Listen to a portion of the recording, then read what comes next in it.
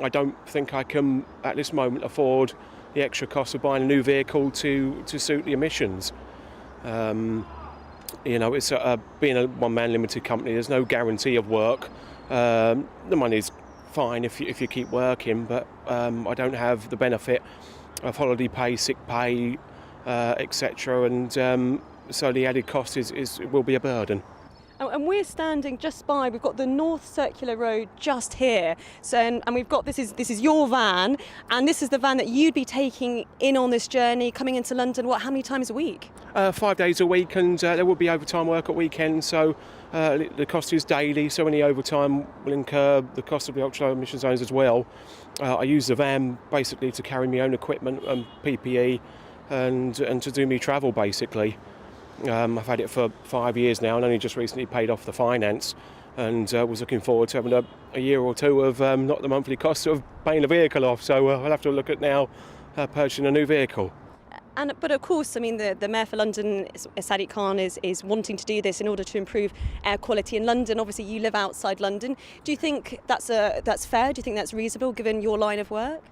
Fair in the long run, but to be penalised so quickly, I was unaware of the extra cost coming in. Only, as I said, a letter come through the post 2 weeks ago, so it hasn't really given us time to prepare and maybe look at alternative methods. But certainly in the long run I see the benefit, but a grace period for people like myself would most certainly be welcome.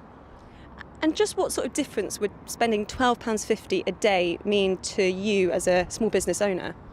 It just means profits are low really. I'm not a high, and I'm a limited company, but not a big corporation with sort of big funds coming through.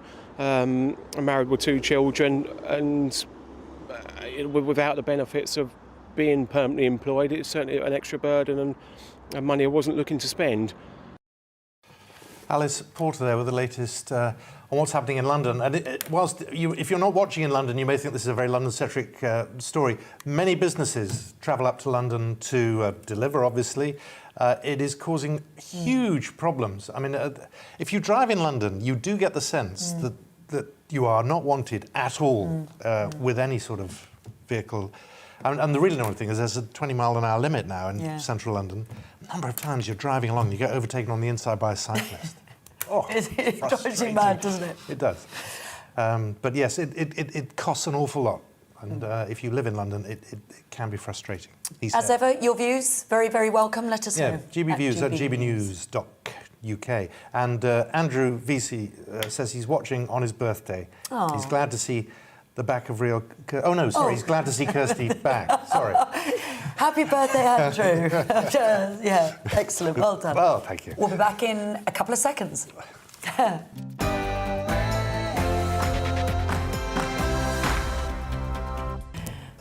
Were you glad to see the back of me? You're back now, which is all that matters from your safari. Yeah, good morning. Why do I always do that? Good morning, it's Monday the 25th. Rhinoceroses. It's a hyena. 25th of October. These are the stories that matter to you and to us on The Great British Breakfast with Simon McCoy and Kirsty Gallo. It's just gone 7 o'clock. And Chancellor Rishi Sunak is preparing to present the budget on Wednesday, and today we are hearing that nearly £6 billion more of funding will be ploughed into the NHS. We'll run you through what other big spending changes we can expect from the Chancellor. Meanwhile, Labour's calling on the government to bring in its Plan B measures to tackle COVID in England, including advice to work from home and compulsory masks. We'll be joined by Labour's Shadow Education Secretary Kate Green later on this morning. Also, Health Secretary Sajid Javid wants to force NHS workers to have a COVID vaccine or they'll lose their jobs. We're going to talk about that and find out if that's legal. And new rules allowing travellers returning to England to take lateral flow tests instead of more expensive PCR tests have come into force. Travel expert Simon Calder will talk us through everything you need to know. He's going to be in the studio with us. Plus, today is National Dog Adoption Day, and later we're going to be joined by the former Great British Bake Off winner, Candice Brown, to talk about her rescue dog and to debunk some of those myths about adopting a pet.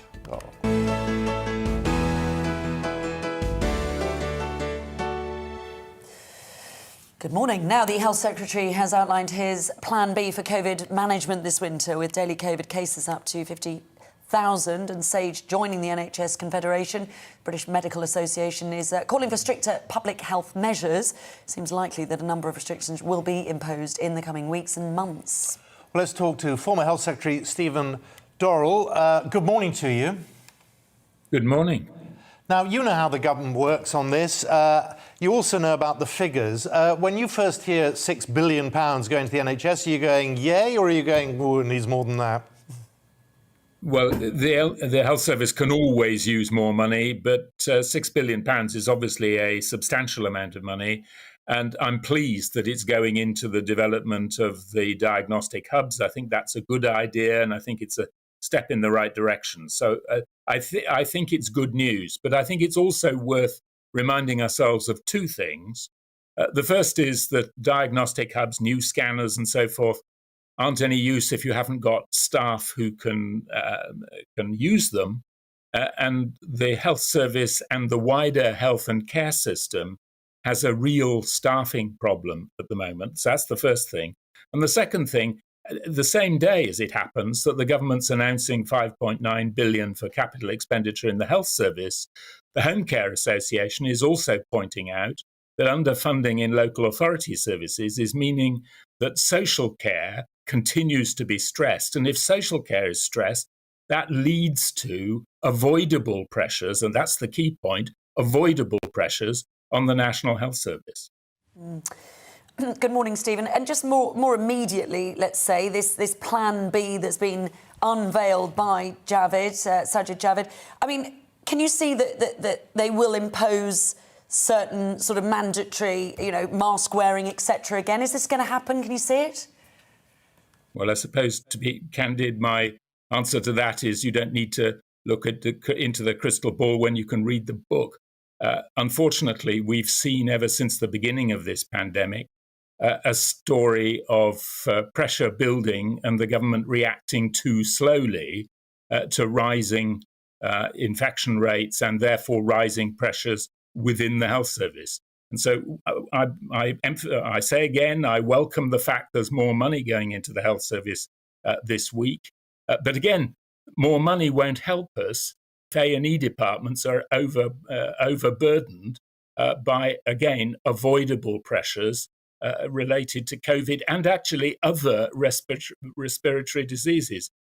There's clear evidence of rising demand in emergency departments of hospitals at the moment from COVID, but from other respiratory diseases as well, because we obviously didn't have so much of that last year, and there's lower levels of immunity and evidence of rising demand already coming through, and the winter's barely upon us yet. Stephen, what's going on behind the scenes? You know how this works. Is this health versus politics? Because there is a suspicion that Boris Johnson is delaying, that he's dithering, because he doesn't want to start the COP26 conference with new restrictions in this country. Well, there's that, and there's also the reality is ministers do have, there's no getting away from this, and it's not a criticism particularly of the government. You do have, of course, you have to weigh different pressures, and there are the economic pressures, there's the pressures related to COP, there's also the pressures that people don't want to live with restrictions if those can be avoided. So Boris Johnson is clearly resistant to avoidable restrictions, and I understand that.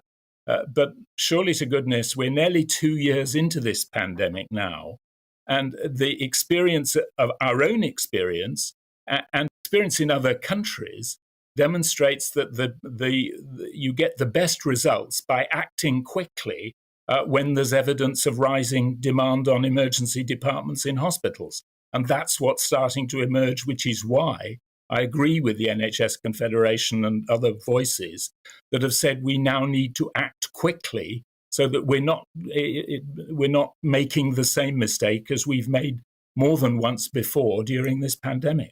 Quick one on the story that's got a lot of our viewers talking this morning, and that's the no job if you're no jab. As a former health secretary, would you ever have envisaged a moment where you were threatening people that they would lose their jobs if they didn't have a vaccination of any sort? Well, I have to say I find it quite difficult to understand why there is resistance in the health service. And if I can make the same point again, in the wider social care system, people look at the health service and there's a tendency just to look at the NHS rather than the health and care system as a whole. If you're looking after vulnerable people, it does seem to me, actually, the health secretary is right to say you should have the jab. But before you go into legal, just saying to people that their services are no longer required, we should remind ourselves that one of the real constraints on delivering health and care services at the moment is the high vacancy rate and the difficulty recruiting staff. So there's, again, competing pressures there. Yeah, you're cutting off your nose to spite your face. Well, you're certainly making life more difficult for yourself. I suppose the first question is, could you employ people who are very resistant to a jab in some non-patient facing service? It's always good to see you. Stephen Dorrell, thank you very much for your time this morning. OK, let's have a look at what else is going on today. And this week's budget will include an extra £5.9 billion for the NHS in England. The money will be used to help clear the backlog of people waiting for tests and scans, also to buy equipment and improve IT. More details are due on Wednesday, but Chancellor Rishi Sunak called the money game-changing. Health bodies have welcomed the cash, but said it only goes so far and staff shortages need to be fixed. Meanwhile, almost £2 billion is expected to be invested by the government into building new homes on derelict or unused land in England. The government says the funding will build 160,000 greener homes on brownfield land, equivalent to 2,000 football pitches. It will also invest £9 million in creating 100 new urban pocket parks across the UK. This is part of efforts to meet the UK's net zero target by 2050. The government hopes the plans will regenerate local areas in England and support 50,000 new jobs while preserving green spaces. Major phone networks have agreed to automatically block almost all internet calls coming from abroad if they pretend to be from UK numbers. Ofcom's confirmed that criminals have been using internet-based calling technology to make it look like a phone call or text is coming from a real telephone number. Almost 45 million consumers were targeted by phone scams this summer. Ofcom said it expected the measures to be introduced at pace as a priority. Facebook whistleblower Frances Haugen will give evidence to MPs today as part of government plans for social media regulation. Ms Haugen, an American data scientist, worked at Facebook for 2 years and leaked documents that she said proved Facebook repeatedly prioritised growth over users' safety. She met the campaigner Ian Russell, whose 14-year-old daughter died by suicide after viewing disturbing content on Instagram, which is owned by Facebook. 8 men have been arrested on suspicion of murder after 2 teenage boys died. Essex police said officers found 3 people injured after it had received a number of calls to Brentwood at about 1:30 on Sunday morning. 2 of those have since died, the force said, while the third was treated for non-life-threatening injuries. Brentwood and On-Guard's Conservative MP Alex Burghardt called it a very dark day for our town. Police said they're working to establish how the boys died and post-mortem examinations will take place. The husband of the detained British-Iranian aid worker Nazanin Zaghari-Ratcliffe is beginning a hunger strike in Whitehall, demanding the government do more to secure her release. Mrs Zaghari-Ratcliffe, who's been held in Iran for 5 years on spying charges, recently lost her appeal against the second prison sentence. Richard Ratcliffe said his wife was increasingly distraught. The Foreign Office says it will continue to press Iran on the issue. Tesco's website and app are now up and running again. That's following a service outage that began on Saturday. Retail giant services had crashed after what Tesco said were attempts to interfere with our systems. The possible hack at Britain's biggest supermarket began with shoppers unable to order goods and also track deliveries. Tesco initially said there was an issue, but in a Sunday update said there had been deliberate disruption. We don't know what it means for your data. If you've got concerns, gbviews@gbnews.uk, because Tesco are not at this stage saying whether access to people's account details, credit card details, has been accessed by that hack. So we'll keep pressure on today and find out what's going on. Now, the US actor James Michael Tyler, who most famously starred as Gunter in the TV sitcom Friends, has died at the age of 59. He died peacefully at home in Los Angeles yesterday morning.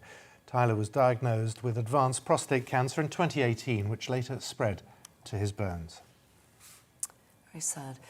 Quick look at the sport. The Manchester United were beaten 5-0 by Liverpool in front of a home crowd last night. Mohamed Salah continued his impressive goal-scoring form this season, netting a hat-trick past David De Gea as the Red Devils fell to their heaviest Old Trafford defeat to Liverpool. Loss means United are now 7th in the table, 8 points behind league leaders Chelsea. Now, today's weather. Sunny spells and showers for most parts. So it pays your money, takes your choice, basically. Right, anyway, that's going to focus in western areas. Dissect this, please. Yeah, all right, in more detail, as asked. Okay. Showers focusing in western areas and towards the English Channel coasts. A few developing elsewhere. Well, that's the whole of the south covered. Some of the showers heavy and blustery, possibly with hail and thunder. It will be breezy. It'll be mild in the southeast, somewhat cooler Everywhere else. elsewhere. That's the scene, 9 o'clock this morning, so you've just got a couple of hours to get out there and enjoy that.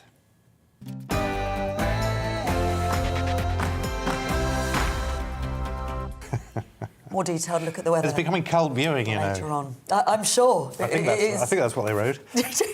Anyway, let's talk about... Right. Yes. Oh, it's only whatever time. 7:15 in the Someone's morning. just written saying, Kirsty and Simon, they're just like a married couple. Yes, we are. You're correct. Anyway, now Her Majesty the Queen missed yesterday's church service at Windsor after... sadly, she was admitted to hospital for preliminary tests last week. Let's talk to Angela Levin, royal biographer, commentator, all-round expert on all things royal. Angela, first of all, this is an exclusive in The Sun this morning. How worried should we be? Because the Queen, the head of the Church of England, missing church is a deal. Well, I thought yesterday that it really was a deal and we should be very concerned. And then I decided that actually she was being sensible and listening. And she had, I believe, somebody privately come and take her through the service at Windsor Castle. And I thought, well, I'm really pleased. This shows that she really wants to save her energy for the important things, you know, like COP26 and next year the Platinum Jubilee. And I felt quite relieved, actually. Because it's an effort, you know, you've got to dress up, she's got to choose the right hat and the right dress, she's got to go stand up, sit down, stand up, sit down. And I think if you're really exhausted, that can be quite draining. So I thought it was sensible. Morning, Angela. I mean, we're also hearing, of course, we always hear such things. She does like watching the television, doesn't she? Her Royal Highness, and Her Majesty. Her Majesty. Sorry. Okay. And we're hearing that she likes the Line of Duty and But does she stay? Do we know if she does stay up late to watch the television? Because apparently some are saying that some sources are saying that she stays up late and she's getting tired. You know, and that's not helping matters. I think that's right. I think the missing the person that you love after so long is very difficult when you go to bed. When you're up, you're busy, you're doing things, but actually when you go to bed, that person's not around. Even if, you know, like most royals, they have 2 separate bedrooms. The fact is the person isn't there. And I think the night makes you feel much worse and you don't want to sleep because you don't want all the emotional thoughts to come up to your brain and disturb you and make you very unhappy. I mean, she's so stoic that I expect she probably fights these things. But she was up to see the tennis with Omar Raducan. What is it? Emma Raducanu, yes. Yes, sorry. She's has a hard name. She stayed up very late to watch that. But that's exciting. That puts her in things that are happening. And I think when you are alone, that television is some sort of comfort, and who would deprive her of that? And that raises the point. She's only just lost her husband after so many years, and, you know, we should cut her some slack, shouldn't we? Yes, absolutely. But yesterday people were saying that all the aides had to make sure that she didn't do this and didn't do that. You can't tell her what to do, and certainly not an aide. You know, they're employed. They get shifted out. I think that it's much better if a member of the family who she really likes, like Princess Anne, who thinks rather like her father does, or Prince William, who is getting very powerful, and the Queen adores him and is very proud of him. But what's interesting is that she likes to spend a lot of time with Mabel Anderson, who was actually Prince Charles's nanny. She's 95 and she lives in the Grace and Favour house near Windsor Castle. And she likes to, the Queen likes her to come and have a chat. And also there's Angela Kelly, her dresser, who she likes very much. So she will talk to all sorts of people, and then she's got her family. But she likes a good chat, and I think that probably goes fairly late in the day too, because she doesn't want to end the day and then have to think about Prince Philip. Yeah. So, Angela, what we're saying here is we shouldn't read too much into it. I mean, she is fine, and it's just precautionary measures at the moment. Yes, I think it is precautionary measures. I think they were quite right to get her tested. We haven't had the results yet, or she hasn't had the results yet. But I think she obviously felt absolutely wiped out or knackered, somebody said. And therefore, you have to do something. It could be the heart, it could be major organs. But actually, if it's just that she's run down and she's been doing too much, you can get over that by resting for a few days and then building up your strength. She's such an enthusiast. She just loves what she's doing. And I don't think she wants a life of quality, doesn't she? She doesn't want to just sit there by the fire, but she has to be sensible about it. And I think that not going to church was probably one of these sensible moves. Angela, always good to see you. Thank you very much. Angela 11 there with the latest. Thank you very much. Angela. Right, coming up, your holiday dreams may finally come true. Oh yes, after the government relaxed some travel conditions for double vaccinated travellers. We look at what they are and how they may affect you as well. That's after a very detailed look at the weather with Simon. Thank you. Let's look ahead to today's weather, and the UK is, well, it's going to be a mix of sunny spells, scattered, locally heavy, blustery showers. There we go, we're zooming in to Plymouth there. It'll be a mild start to the day in the southwest, a dry and sunny start for many, but showers will already be blowing in on a brisk wind. Contrast it, it'll be a dry and bright start in the southeast. There we go, with plenty of early sunshine on offer, although breezy here too. Also a rather windy start in South Wales. There we go, we're going to zoom in. There we go. South Wales, there'll be sunny spells and scattered locally heavy showers. However, it will also be mild. Drier start for the Midlands as we zoom in to the Midlands. There we go. Monday morning, plenty of sunshine for all areas from the off. As with other areas, it will feel rather mild too. The north, if you're feeling a bit queasy with this, so am I. The northeast will also have a mild start today. It'll be mostly dry with sunny spells, but there will also be a few sharp showers making it across the Pennines. We move again north, showers most frequent across There we are, Edinburgh, beautiful. Scotland, especially in the west. They'll be heavy with hail and thunder possible there. It'll be windy with coastal gales possible in the west. Northern Ireland, it'll be mostly a day of sunny spells for many. The odd shower possible mainly in the west. Showers will spread eastwards throughout the afternoon, reaching most areas of the UK, remaining rather windy but mild. And that is how the weather is shaping up for the rest of the day.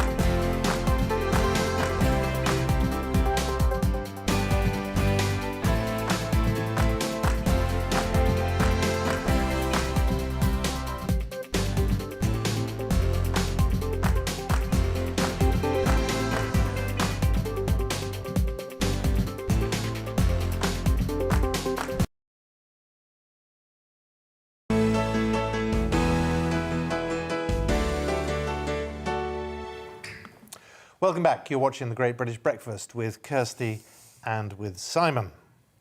Yes, good morning. Right, we are going to talk about the budget. We're going to get over to Northern Ireland. Our Northern Ireland reporter, Doogie Beattie, has been researching what it will mean for his home province this week. Good morning to you, Doogie. What do you know? Good morning, how are you? And welcome to a very crisp morning here in Stormont. Now, Stormont is a devolved government of a separate institution, unlike its counterparts in Scotland and Wales. It has an input into the budget, but no direct decision making. Now, they will be looking to see what slice of the financial pie comes to them to find out how they're going to split that up amongst the different departments here. Now, over the last few days and weeks, I have been looking at inflationary pressures, those in farming and industry, that are causing inflation to go up. And for once, I am very, very surprised to find that the private sector and public sector are singing off the same hymn sheet. They seem to understand what needs to be done after we come out of this pandemic. And I caught up with an economist and an MP to find out their thoughts. The devolved institutions of the UK are very much spectators when the Chancellor takes the dispatch box to deliver his budget. This COVID year may well be more about the spending reviews than tax receipts. We've already had two significant budgets, as it were, already this year. We had back in March, we had the biggest tax-raising budget since Norman Lamont in 1993. And then last month, we then had the announcement that there was going to be big increases in national insurance contributions, both for employees and employers, but that only takes effect in April next year. And so we then have this budget on the 27th of October, which is then a spending review and a budget. And probably many of the big tax announcements have already been made. So the focus is maybe going to be on the spending front with the spending review. And for devolved regions such as Northern Ireland, the big question that the Finance Minister Conor Murphy will be looking for is how much is the additional amount of money going to be for Northern Ireland. It's unlikely that duties on goods like alcohol and fuel will rise, as the rising prices are already pushing up inflation. Consumers and households and businesses are going through this surge in inflationary pressures of input costs, and that's coming at a time for households after those people who were on the temporary universal tax credit, £20 a week top up. They've seen their income fall, they're now seeing their cost rise, and then they've got further tax rises to come in April next year. So any sort of changes on things, whether it's alcohol or cigarette duties or things like that, are probably going to be not foremost in the minds of households at the minute as they're grappling with the cost of living crisis. All areas of the UK have some flexibility as to how they spend their block grant. We're dependent upon what happens at Westminster for most of the money we have to spend here in Northern Ireland. We have very few revenue-raising powers. So what happens next Wednesday will be very, very important for Northern Ireland, because basically it will give us the basis from which we will be able to decide what choices we make for our own economy. Stormont needs to find savings in the public sector in order to grow its economy.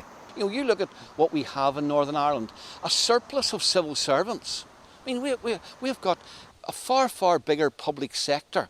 And one of the things I think the Finance Minister will be doing in Northern Ireland, the President is saying, find us efficiencies in your department, rather than simply saying we need more money for wages, we need more money for new recruits or whatever, so that the money can actually go into spending which will be in the benefit to the economy in the long run, increase productivity, increase jobs, increase our competitiveness. That's where the money should be spent. But unfortunately, once it comes from Westminster, there isn't that degree of control.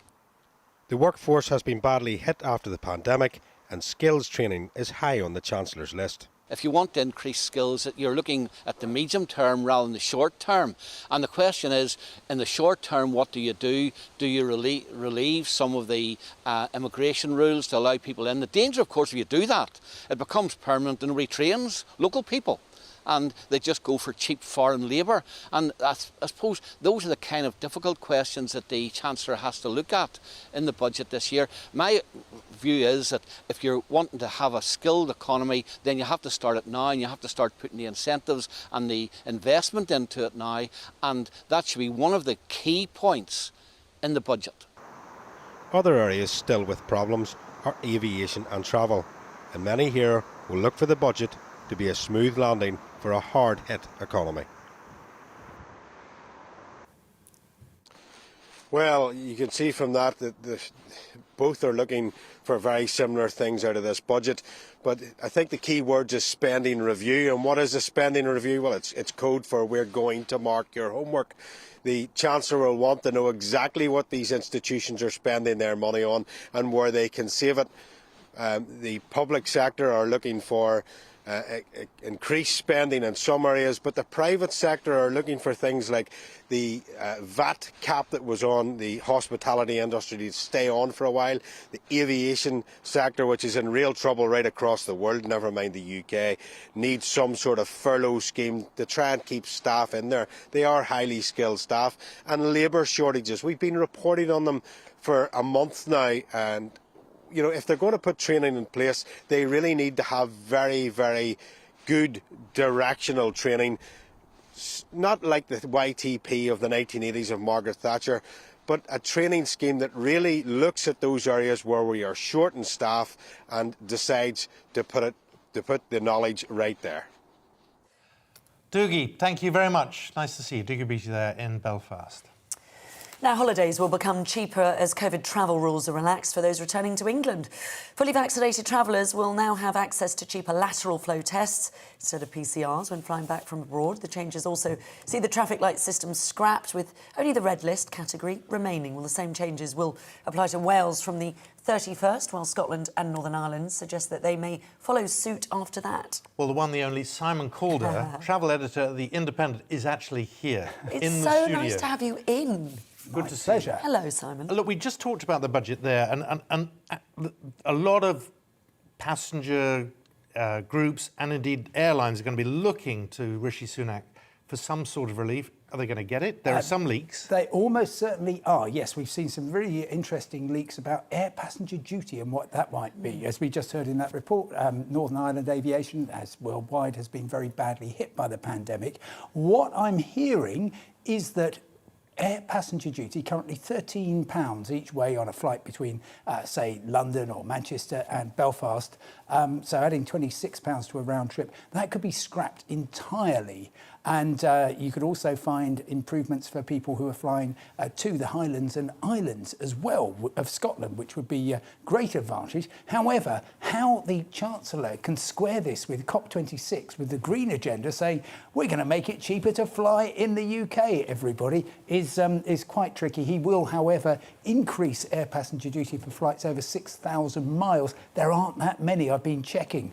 So Tokyo, Hong Kong, Bangkok from London, they all come in just under 6,000 miles. It's only places like Singapore, Kuala Lumpur and the non-stop services to Australia that would be affected by that. So it's saying we're going to be really green by penalising people who fly a very long way. Oh, but by the way, we're going to level up by cutting air passenger duty. Quite a mixed message. Yeah, it is, yes, very much so. Also, I mean, so fully vaccinated travellers, let's clarify this, will now have access to cheaper lateral flow tests. You told it beautifully, Kirsty, because exactly as you say, if you go to, for instance, a well-known high street chemist, I was looking at their prices this morning. So what rhymes with Lutz? That you would can say it, you know. This is GBNews. We have no fear. You can say anything, quite frankly. So we're talking about boots, yes? We are. OK, so you can check this online. So a PCR test, which until 4 a.m. yesterday you had to have if you were coming back to England from anywhere and you were fully vaccinated, that was £80, but you can now get a PCR lateral flow test, £50. But there are many cheaper options. In fact, some so cheap that they're being sold for £1. But of course, you click through and you actually realise that's if you go to a trading estate in Slough 6 weeks from now and pick up your test personally. So that's just a lot. That's just a bait and switch is the technical term. What about the checks? I mean, how? I mean, you've got. I've got this because I desperately want to remind people: get your NHS COVID pass letter. You can get it free. Just go online and you can get that posted to you. And it's a piece of paper. There were dozens and dozens of people at the weekend at Luton Airport who missed their half-term holiday because they didn't have printed out proof. They didn't have it saved on their smartphones, and that something went wrong with the NHS app on Saturday morning. So people were just told, sorry, you can't prove that you're vaccinated. They won't let you into Spain or Italy or Greece or wherever. And they were just told. So what was the reaction? Simon, people warned that they must take a an actual. Normally, you just turn up with your phone and everybody's got everything digitally. But honestly, I've talked to so many people, both airport check-in staff, UK Border Force. They say, tell everybody to print out pieces of paper because that way, I mean, apart don't rely on the apps. Yeah, border officials worldwide, I've noticed, are really, really pleased to see pieces of paper. They're not particularly pleased to see Simon's smartphone with a copy of something. Nothing personal. Well, not very.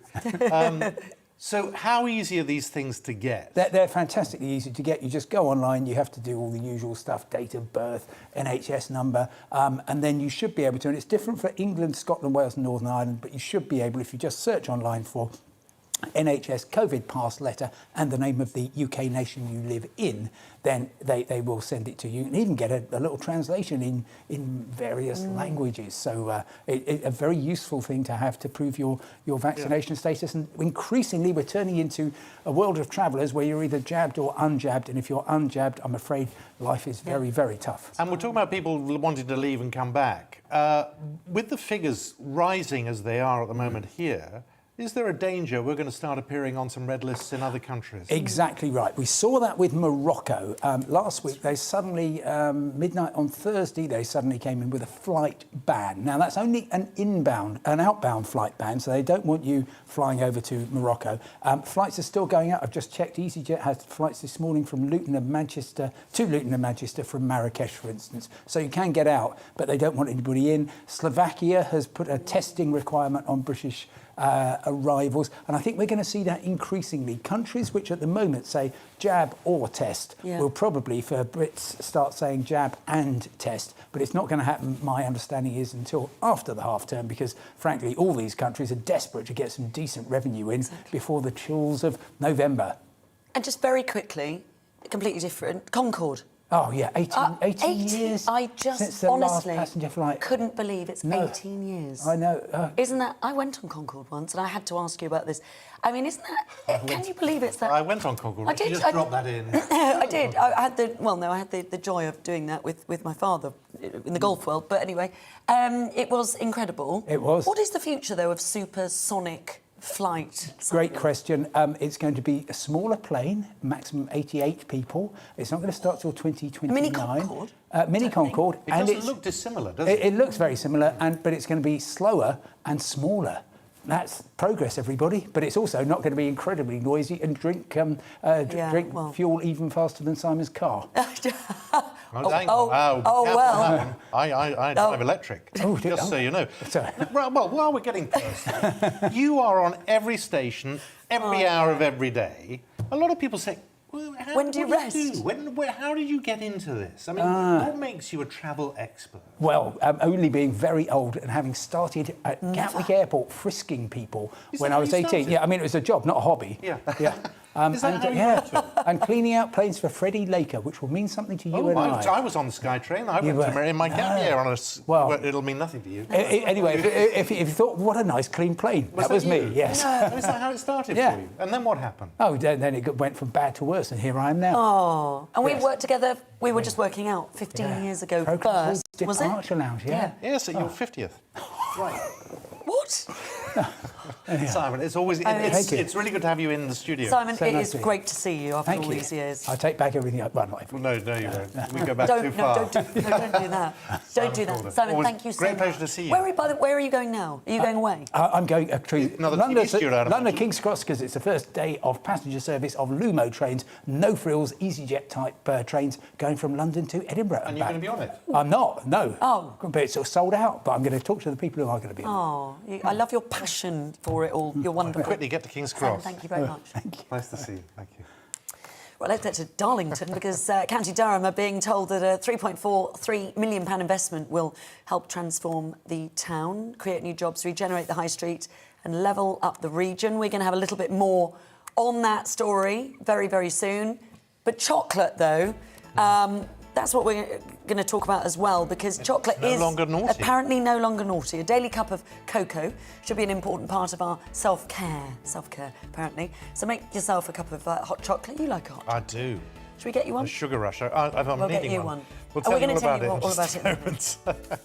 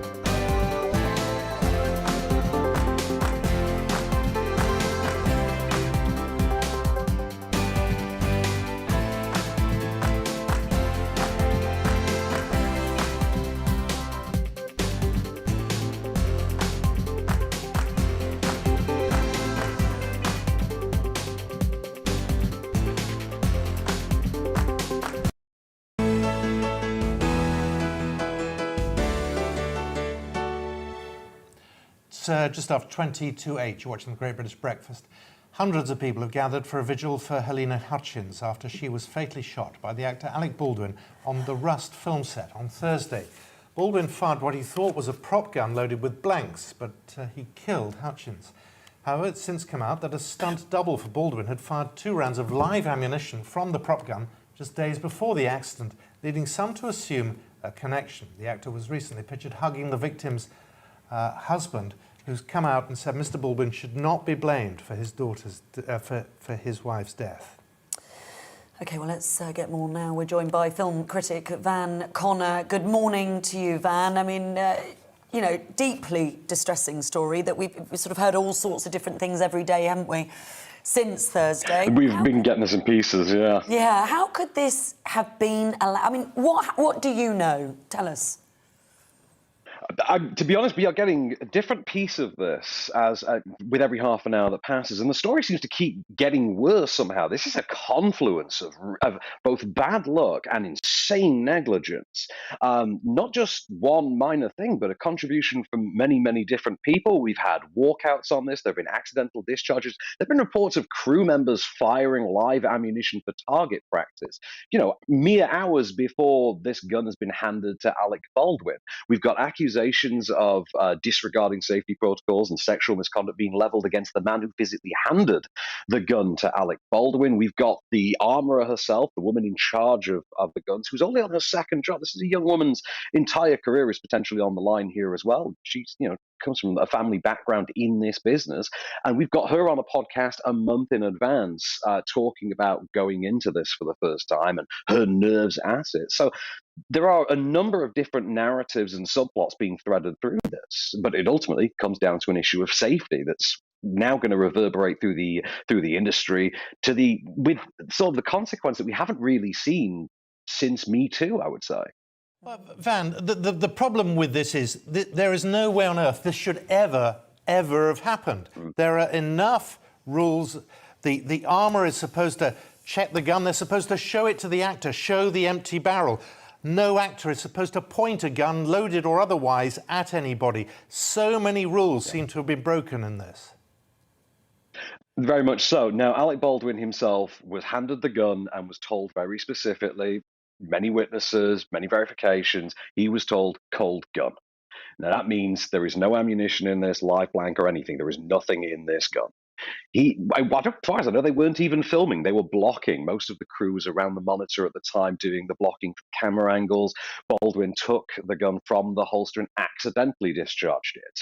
And it went straight through Halima Hutchins' chest and into the shoulder of the director, Joel Souza, as well. Now, Joel Souza obviously is recovering, has expressed that he's, quote, gutted about Halima Hutchins. And now the attention seems to be diverting to equal parts Hannah Gutierrez-Reed, the armorer, and Dave Hall, the assistant director. In the case of Gutierrez, it seems to be an issue of inexperience. In the case of Hall, it seems to be issues of past misconduct. But the crew firing live ammunition for quote-unquote target practice before is a relatively new part of the story that's come out late last night, early this morning. Alec Baldwin's stunt double, reported that he reportedly fired 2 rounds. We have camera crew making complaints about accidental discharges, and literally 6 hours before this happened, literally in an argument over safety, 6 union cameramen walked off this set protesting safety protocols. So it seems that this was not something that came out of the blue. People were very concerned about this set. How sad, yeah, to hear that. And Van, what do we know of past experiences on films? I mean, do we know of anything similar to this happening historically? Well, obviously, the biggest, most major incident of this sort was 28 years ago that took the life of Brandon Lee.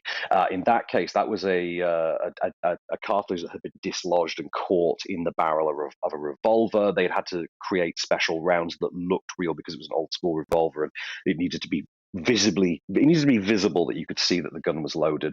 A round, a bit of cartridge had become lodged in the barrel. When they put the blanks in, it then discharged that round. The actor Michael Massey, who I think most of us know for like 24 and The Amazing Spider-Man 2, shot Brandon Lee in the abdomen, shot and killed Brandon Lee by shooting him in the abdomen. There was also an incident in 1984. I think his name was John Eric Hexum, was the actor from a short-lived TV show, single season show called Cover Up, who, whilst bored between takes, famously picked up a revolver, put a blank round in it. This is without knowing anything about gun safety in general.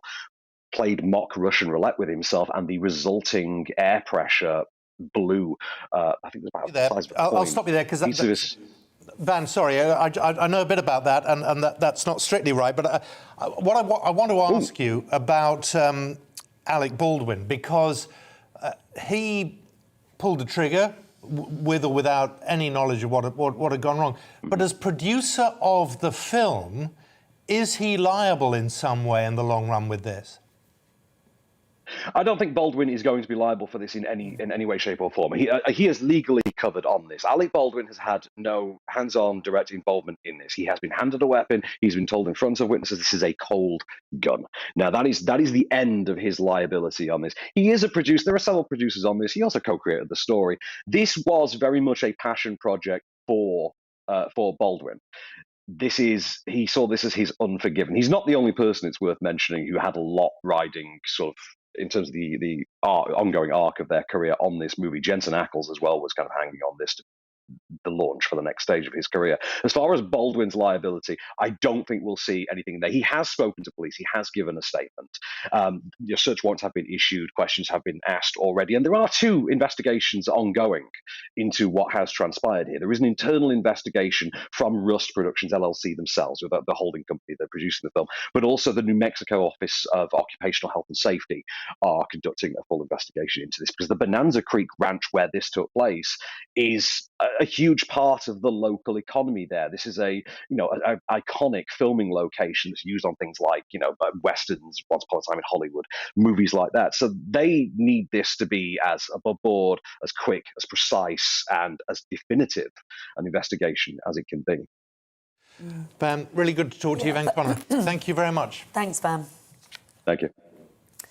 Right, let's have a look at what else is going on today. And this week's budget will include an extra £5.9 billion for the NHS in England. The money will be used to help clear the backlog of people waiting for tests and scans, and also to buy equipment and improve IT. More details are due on Wednesday, but Chancellor Rishi Sunak called the money game-changing. Health bodies have welcomed the cash, but said it only goes so far, and staff shortages need to be fixed.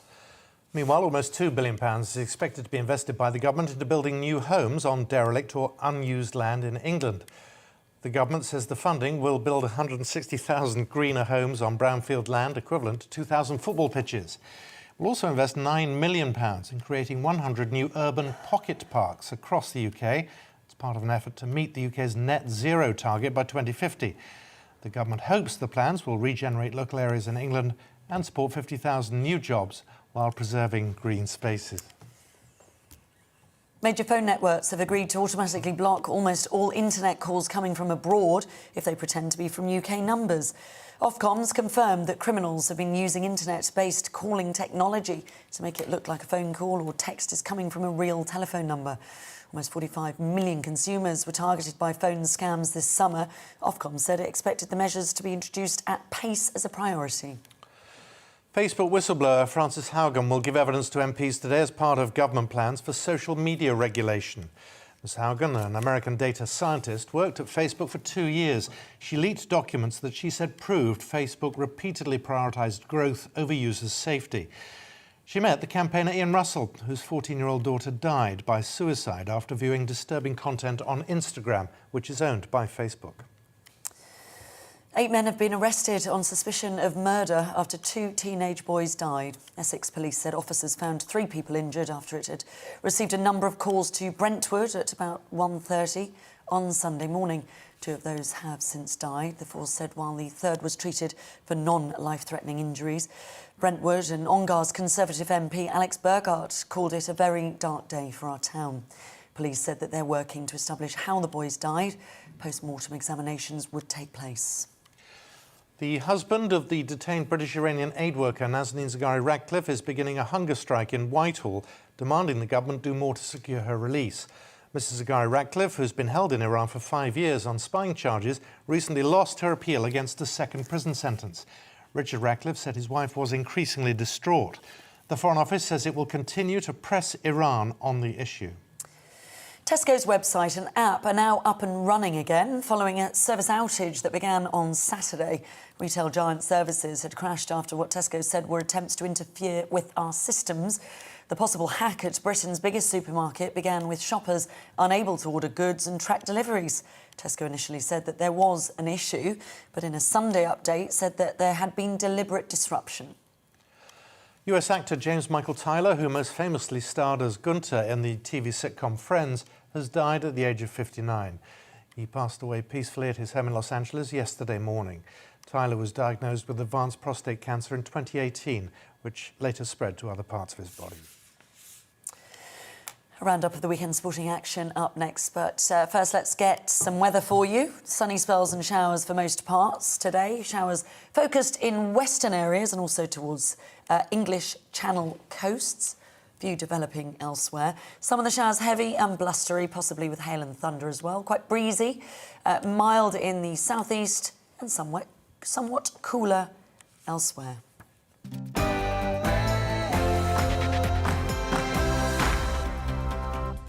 Let's have a look at the weekend sports news. My word, there was a lot around. Some spectacular performances from the T20 World Cup, the Formula One and, of course, the Premier League. Let's start with Formula One. Max Verstappen held off a charging Lewis Hamilton to win the US Grand Prix.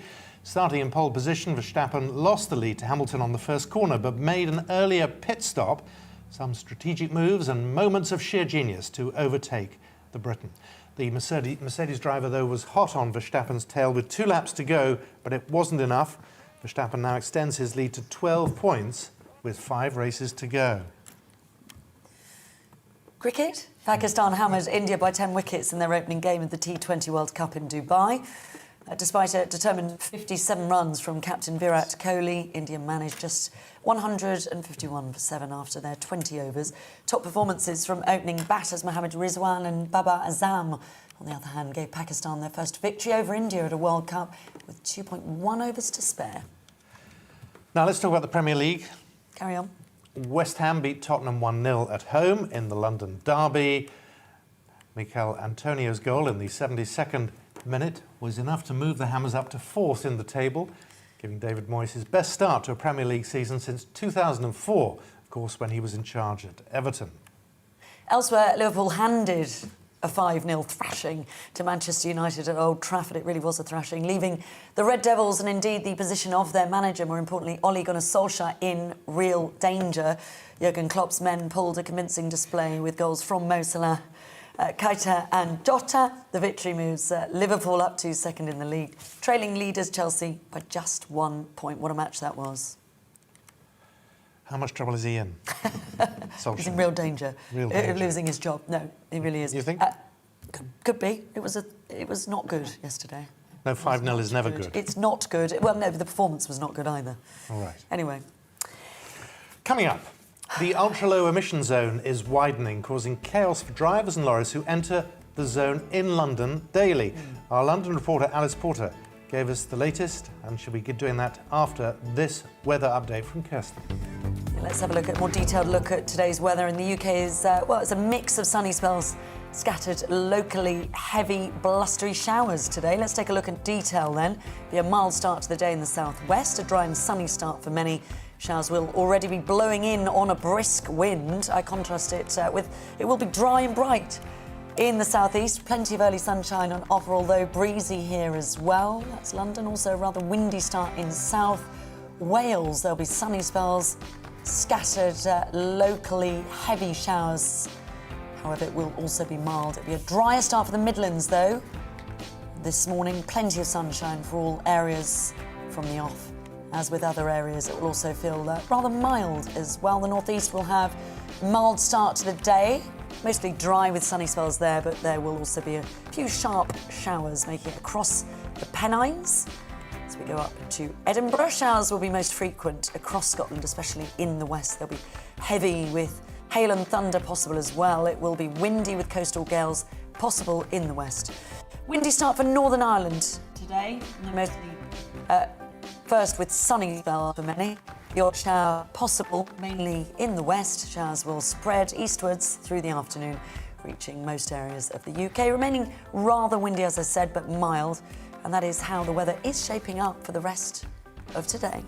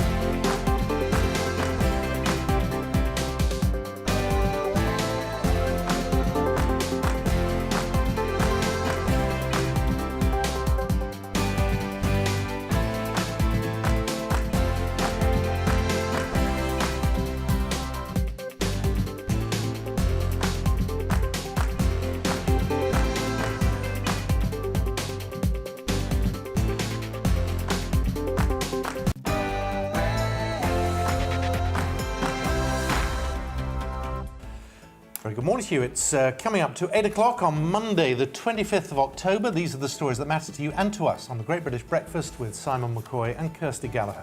Yeah, good morning. Chancellor Rishi Sunak's preparing to present the budget on Wednesday. Today we're hearing that nearly £6 billion more of funding will be ploughed into the NHS. We'll run you through what other big spending changes we can expect from the Chancellor. Meanwhile, Labour is calling on the government to bring in its Plan B measures to tackle COVID in England, including advice to work from home and compulsory masks. We'll be joined by Labour's Shadow Education Secretary Kate Green later this morning. Also, Health Secretary Sajid Javid wants to force NHS workers to have a COVID vaccine or they'll lose their jobs. We'll talk about that and also find out if it is actually legal. And new rules allowing travellers returning to England to take lateral flow tests instead of more expensive PCR tests have come into force. And today is National Dog Adoption Day. Later this hour, we'll be joined by former Great British Bake Off winner Candice Brown to talk about her rescue dog and also to debunk some myths about adopting a pet.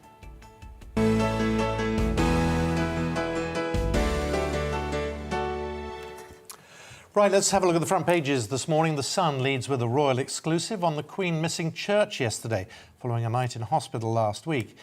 And then we'll have more on that a little later.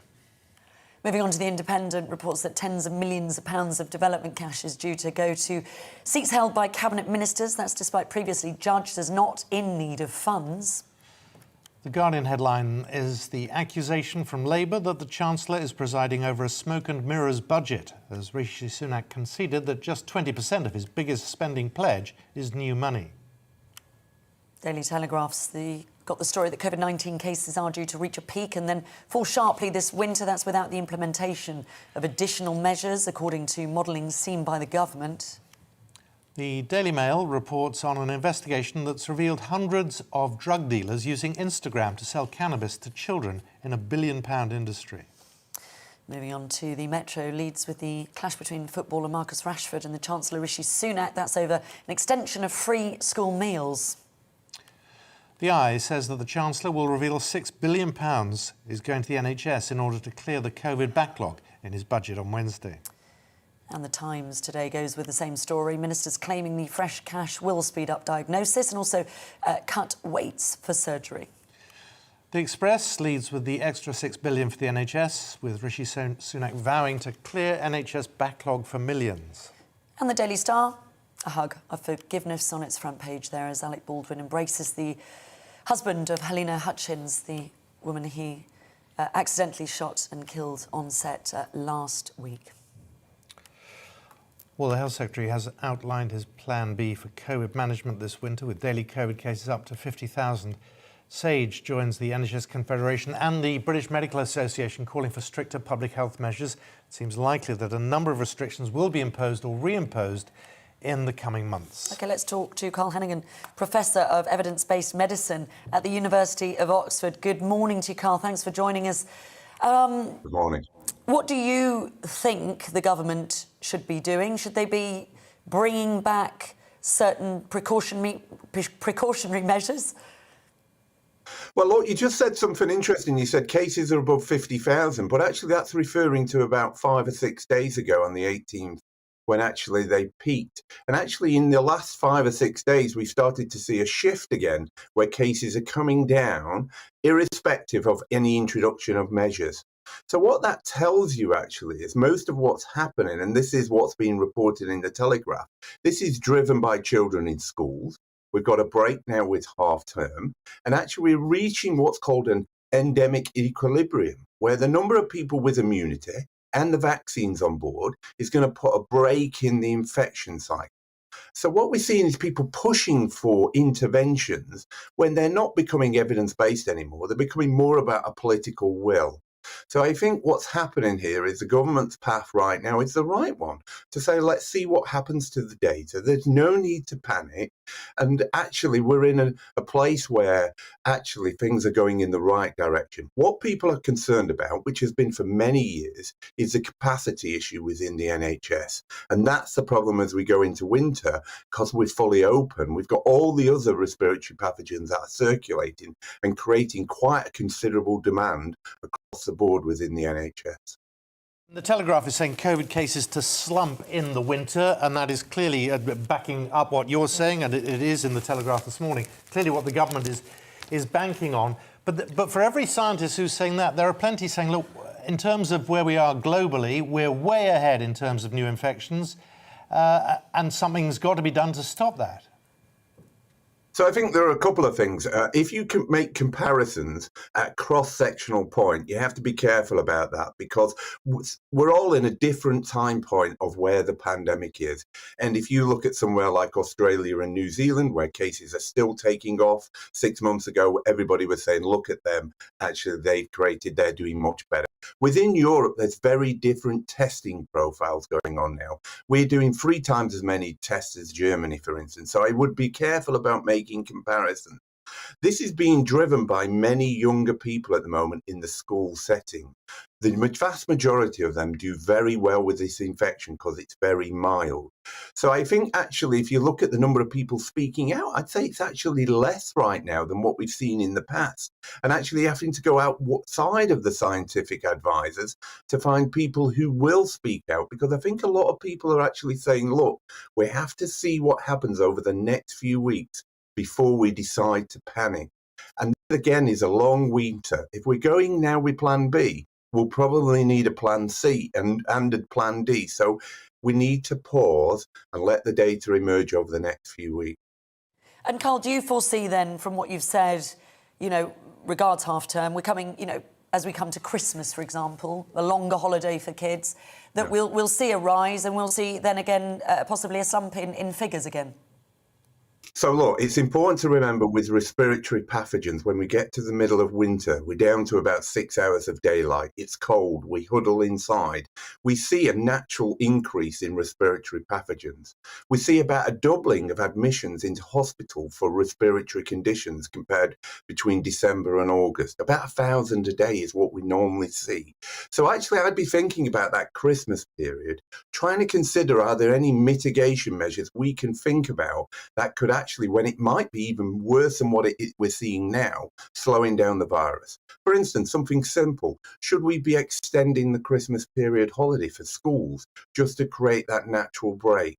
We could do that, and it would have a minimal effect on the economy and actually give people a break when actually we probably need it most.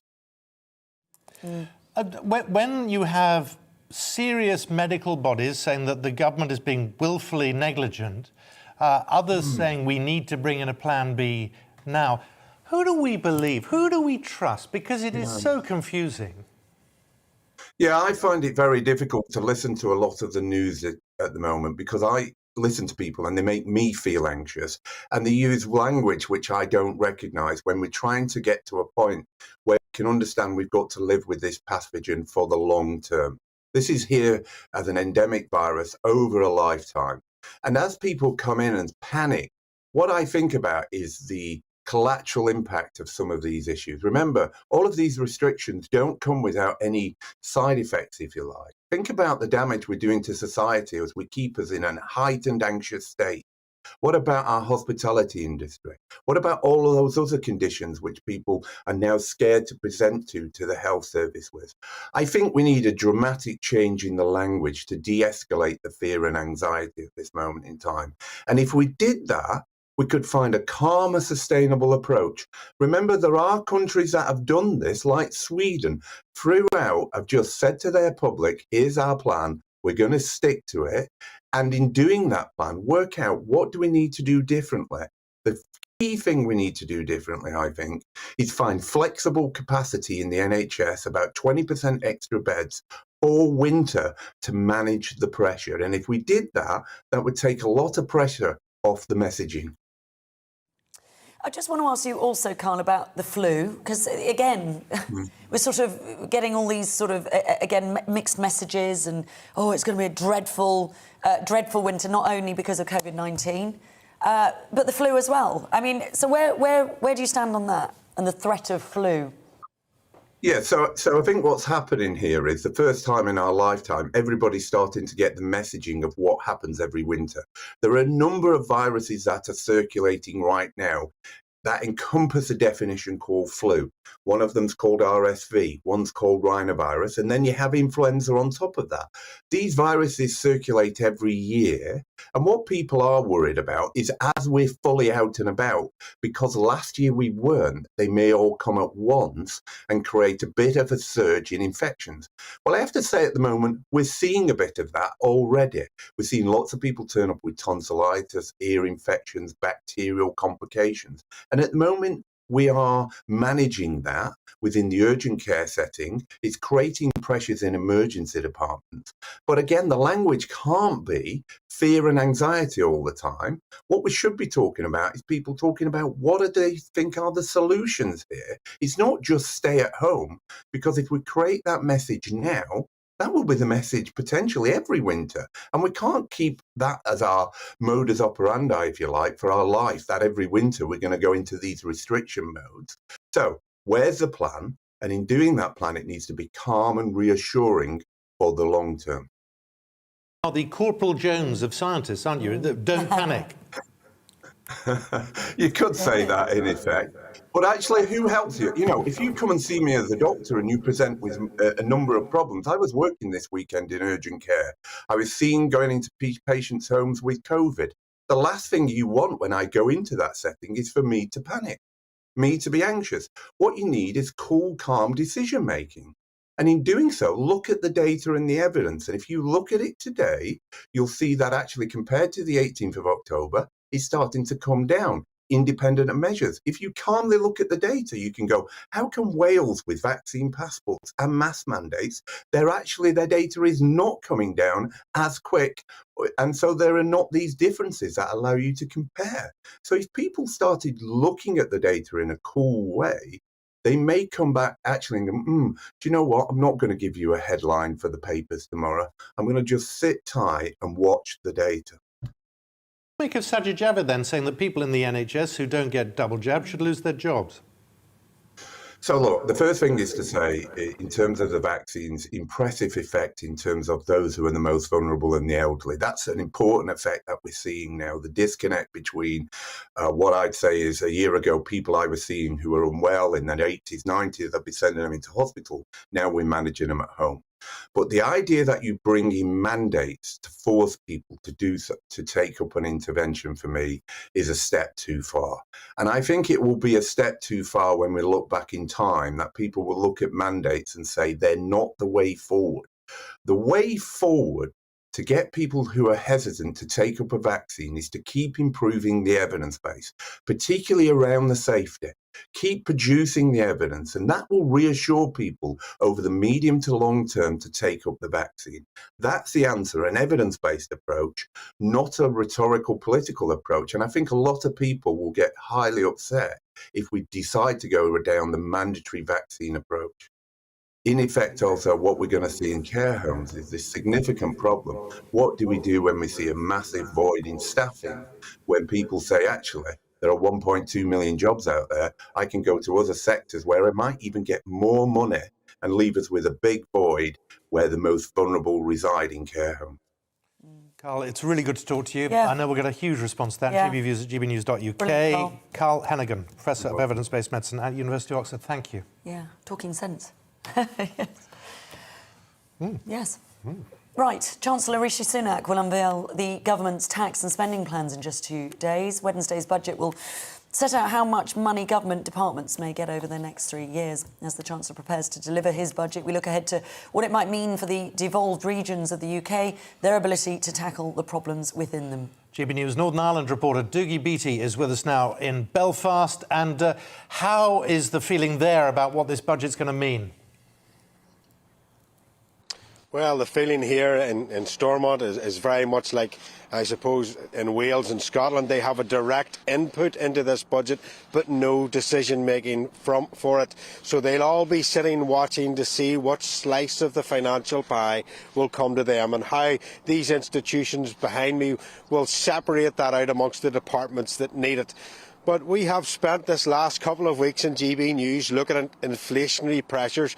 I myself have been with the farming sector looking at raw materials and seeing how those prices are affecting the inflationary targets. And it has really surprised me to see how for once the private sector and public sector seem to see each other's problems. And I talked to an economist from the private sector and an MP very much from the public sector to see what they were thinking. The devolved institutions of the UK are very much spectators when the Chancellor takes the dispatch box to deliver his budget. This COVID year may well be more about the spending reviews than tax receipts. We've already had two significant budgets, as it were, already this year. We had back in March, we had the biggest tax raising budget since Norman Lamont in 1993. And then last month we then had the announcement that there was going to be big increases in national insurance contributions, both for employees and employers, but that only takes effect in April next year. And so we then have this budget on the 27th of October, which is then a spending review and a budget.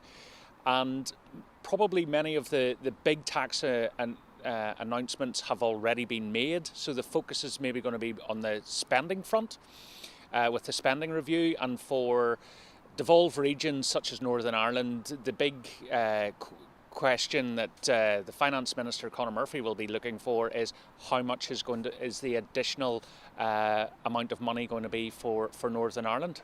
It's unlikely that duties on goods like alcohol and fuel will rise, as the rising prices are already pushing up inflation. Consumers and households and businesses are going through this surge in inflationary pressures of input costs, and that's coming at a time for households after those people who were on the temporary universal tax credit, £20 a week top up. They've seen their income fall, they're now seeing their cost rise, and then they've got further tax rises to come in April next year. So any sort of changes on things, whether it's alcohol or cigarette duties or things like that, are probably going to be not foremost in the minds of households at the minute as they're grappling with the cost of living crisis. All areas of the UK have some flexibility as to how they spend their block grant. We're dependent upon what happens at Westminster for most of the money we have to spend here in Northern Ireland. We have very few revenue-raising powers. So what happens next Wednesday will be very, very important for Northern Ireland, because basically it will give us the basis from which we will be able to decide what choices we make for our own economy. Stormont needs to find savings in the public sector in order to grow its economy. You know, you look at what we have in Northern Ireland, a surplus of civil servants. I mean, we've got a far, far bigger public sector. And one of the things I think the Finance Minister should be doing in Northern Ireland, the President is saying, find us efficiencies in your department, rather than simply saying we need more money for wages, we need more money for new recruits or whatever, so that the money can actually go into spending which will be in the benefit to the economy in the long run, increase productivity, increase jobs, increase our competitiveness. That's where the money should be spent. But unfortunately, once it comes from Westminster, there isn't that degree of control. The workforce has been badly hit after the pandemic, and skills training is high on the Chancellor's list. If you want to increase skills, you're looking at the medium term rather than the short term. And the question is, in the short term, what do you do? Do you relieve some of the immigration rules to allow people in? The danger, of course, if you do that, it becomes permanent and retrains local people. And they just go for cheap foreign labour. And I suppose those are the kind of difficult questions that the Chancellor has to look at in the budget this year. My view is that if you're wanting to have a skilled economy, then you have to start it now, and you have to start putting the incentives and the investment into it now. And that should be one of the key points in the budget. Other areas still with problems are aviation and travel. And many here will look for the budget to be a smooth landing for a hard-hit economy. Well, you could see it there, and the key words in that are spending review, and spending review is very much Westminster saying to the devolved institutions and the public sector, we are going to mark your homework. We want to know where you're spending this cash. We don't mind giving it to you, but we want to know where you're spending it. Now, Labour have accused the Tories of a smoke and mirrors budget. It very much is. As you just heard from The Economist, we're in the middle of a huge budget, the biggest since Lamont in 1993. And I suppose you have to give it the Chancellor. He has to have that chance to get a very sick economy out of real trouble. One bad move here and we've gone totally the wrong direction. The aviation authority here and aviation industry needs real help, as it does the whole way across the world. Some sort of furlough scheme would be nice to be put in place so as it would keep those very skilled workers in a job when we need them.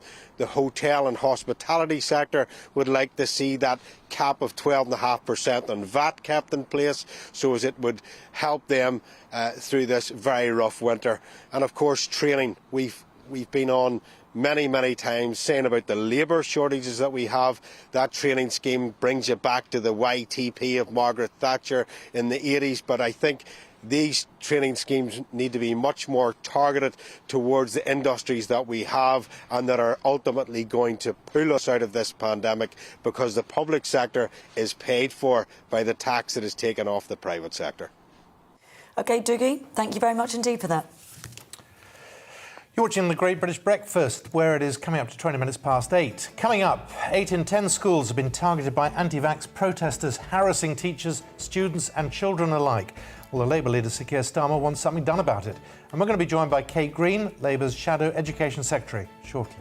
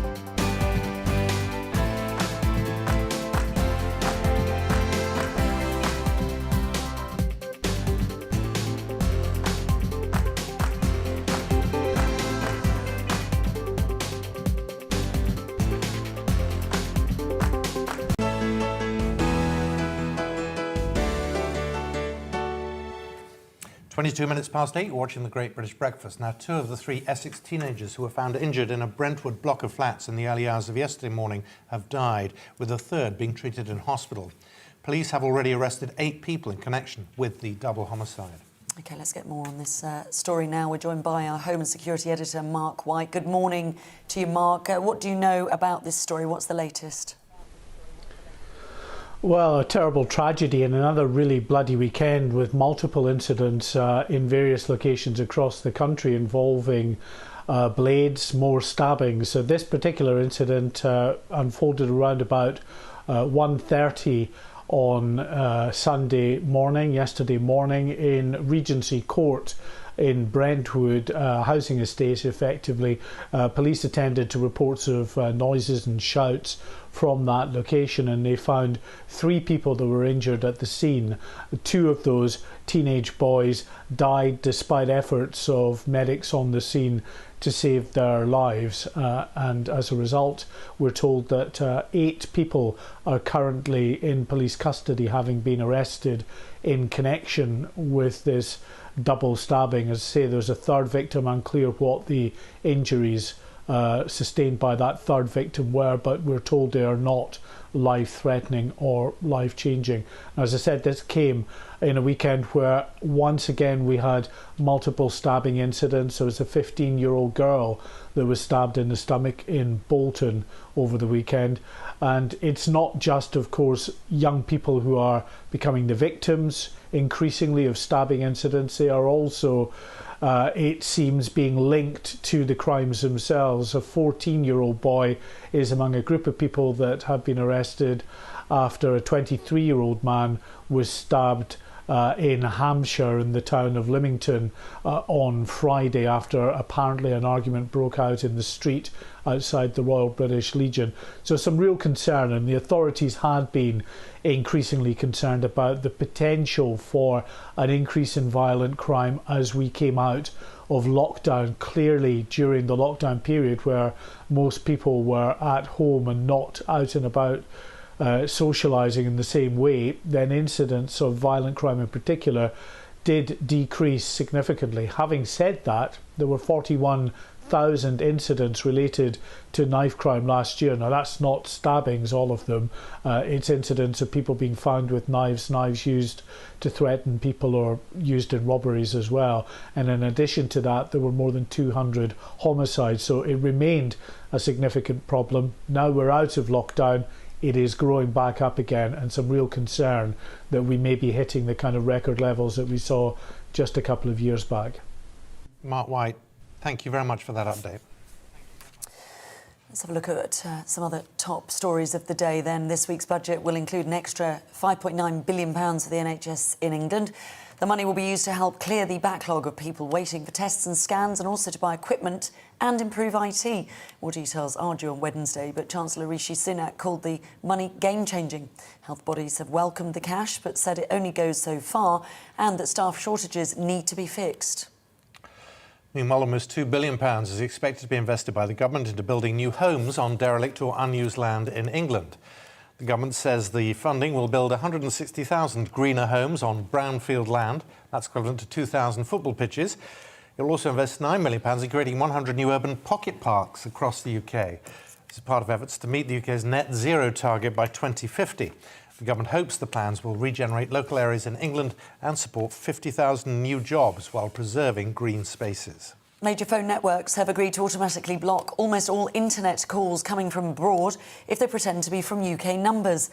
Ofcom's confirmed that criminals have been using internet-based calling technology to make it look like a phone call or texts coming from a real telephone number. Almost 45 million consumers were targeted by phone scams this summer. Ofcom said it expected the measures to be introduced at pace as a priority. The Facebook whistleblower, Frances Haugen, will give evidence to MPs today as part of government plans for social media regulation. Ms. Haugen, an American data scientist, worked at Facebook for 2 years and leaked documents that she said proved Facebook repeatedly prioritised growth over users' safety. She met the campaigner Ian Russell, whose 14-year-old daughter died by suicide after viewing disturbing content on Instagram, which is owned by Facebook. The husband of the detained British-Iranian aid worker Nazanin Zaghari Ratcliffe is beginning a hunger strike in Whitehall, demanding the government do more to secure her release. Mrs Zaghari Ratcliffe, who's been held in Iran for 5 years now on spying charges, recently lost her appeal against a second prison sentence. Richard Ratcliffe said his wife was increasingly distraught. The Foreign Office says it will continue to press Iran on the issue. Tesco's website and app are now up and running again following a serious outage that began on Saturday. The retail giant's service crashed after what Tesco said were attempts to interfere with our systems. The possible hack at Britain's biggest supermarket began with shoppers unable to order goods and track deliveries. Tesco initially said there was an issue, but in a Sunday update said there had been deliberate disruption. It's not clear what the position is in terms of people's personal data. We'll keep you updated on that.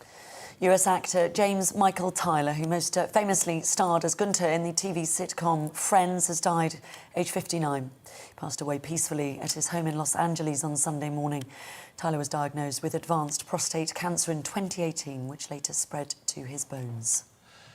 Sport now. Manchester United were beaten 5-0 against Liverpool in front of a home crowd. Mohamed Salah continued his impressive goal-scoring form this season, netting a hat-trick past David De Gea as the Red Devils fell to their heaviest Old Trafford defeat to Liverpool. The loss means United are now 7th in the table and 8 points behind league leaders Chelsea. Quick look at the weather. Sunny spells and showers for most parts. Showers focused in western areas and also towards the English Channel coast. Few developing elsewhere. Some of the showers heavy and blustery, possibly with hail and thunder. Breezy. Mild in southeast, somewhat cooler elsewhere.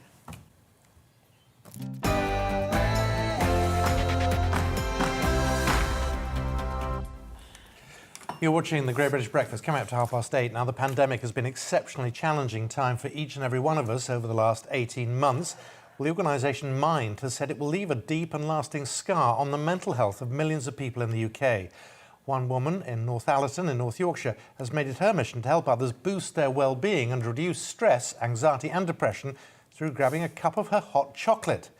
Well, you know what they say, a mug of hot chocolate can help keep the doctor away and depression at bay. Got one there? I've got one here. So it's not working yet.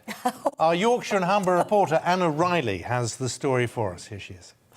A company has been set up in North Yorkshire that's designed to revolutionise the way people look after their mental health and well-being. Carol Armitage has created a bespoke 80% dark hot chocolate recipe that increases serotonin and dopamine levels, which aids in relieving our stress, anxiety and depression. Carol runs 18OR Ultra from her home in Northallerton, and she's a one-woman team aimed at helping to boost moods across Britain. The aim of Carol's brand is to move away from the perception that hot chocolate is bad for us and to instead highlight its health benefits. A high percentage of cacao is designed to boost your mood, boost your cognitive thought process and allow better health, but also from a mental perspective, it does reduce symptoms of anxiety, depression. It will also help alleviate Alzheimer's or dementia, but it won't cure anything. It's just that it'll help boost cognition within the brain. Basically, what I've created is a whole new different style of chocolate, which you can have on a day-to-day basis.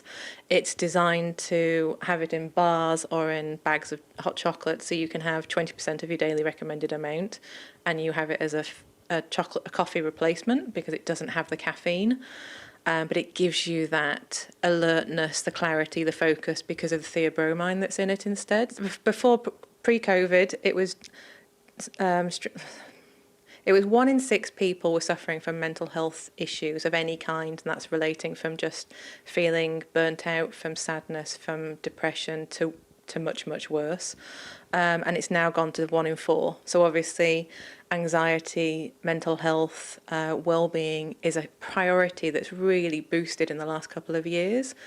And I think people are actually actively looking to find ways to help self-care, improve their lifestyle, just to make positive little changes on a day-to-day basis. They don't have to be huge, and that's the one good thing about 18OR Ultra. It's not a big change. It's literally just putting the bar into your bag, or having it as a daily drink, or it's just something that will give you that extra boost when you're feeling a little bit low or low on energy, or just needing to, be hugged in a mug. And the product is backed by members of Team GB and elite athletes, including footballers, swimmers, triathletes and biathletes. Yeah, I really love chocolate, so yeah, it is good. And obviously dark chocolate's actually quite good for you. It has health benefits, full of antioxidants and all sorts of kind of stuff. And yeah, the hot chocolate as well, it's better than all the sugary kind of off-the-shelf hot chocolates that you can buy. It is good quality chocolate, and then you just melt it with either milk or water. So yeah, it's just kind of, it's something that I have in my everyday life anyway. And to find a product that's really good, very good quality, and also has some good health benefits, it's better than just picking up anything off the shelf and filling yourself with kind of additives and sugar and everything. So yeah, when Carol approached us and then I tried the product, yeah, I was really keen to come on board and help out. It's our go-to product, especially now when it's getting colder and we've got snow outside. So as soon as we get in, we're like, right, get the brews on straight away. Hot chocolate. Like, we've actually got one now because we finished an uphill session this morning. So we'd usually have this, and then we'll get a nap in, and then wake up ready for the next session. I think it's just really creamy, and it's like, it tastes good, it looks good, and it just makes you feel good as well. Because when you spend over 2 hours in the snow there, like Amanda was saying, it's nice and warm. You just want to hug it as well. It becomes more than a drink. I really like the fact that it's not a powder, and it's real chocolate that you're putting in, whereas normally you get these powdery drinks and it's got this powdery taste. And I've never found a hot chocolate that I've actually loved and wanted to go back and buy again. Whereas with this one, love it. It's great. So just a cup a day of Carol's hot chocolate could help keep stress and worry at bay. Anna Riley for GB News. Right, I think we need some of that. Do you need some of that? I've had 6 of these. It will kick in, I'm sure. Nothing beats a good joke, and there's this wonderful Twitter, the dad joke man. Who you do enjoy. Oh, I do enjoy, and I do, to cheer myself up. And he Go said, on, then. I'm suing my local fishmongers for selling undersized shellfish. I'm going to take them to the small clams court. Oh, that's just... I thought it was going to be chocolate. No. No. No? Can we find a chocolate joke at some point in the break? It wasn't like this last week. Oh, really? What? With Rosie? With Rosie. Why? What was it? Well, she's... Anyway. Right, coming up, we speak with the MP leading a campaign. You'll try and speak to an MP. Calling on social media giants such as Facebook to better protect us, all against online abuse. Back with you in a couple of minutes.